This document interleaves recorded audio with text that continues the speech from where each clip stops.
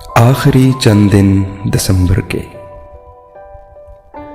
हर बरस ही गिरां गुजरते हैं ख्वाहिशों के निगार खाने में। कैसे कैसे गुमां गुजरते हैं रफ्तगां के बिखरते सालों की एक महफिल सी दिल में सजती है। फोन की डायरी के सफ़ों से कितने नंबर पुकारते हैं मुझे, जिनसे मरबूत बेनवा घंटी अब फकत मेरे दिल में बजती है।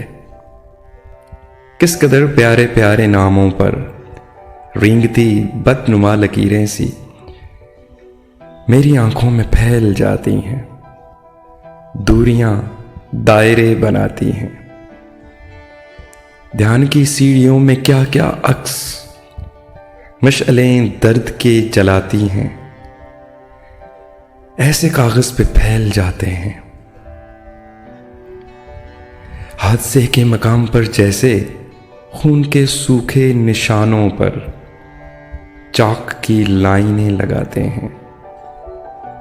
हर दिसंबर के आखिरी दिन में हर बरस की तरह अब भी डायरी एक सवाल करती है, क्या खबर इस बरस के आखिर तक मेरे इन बेचराग सफ़ों से कितने ही नाम कट गए होंगे, कितने नंबर बिखर के रस्तों में गर्द माजी से अट गए होंगे।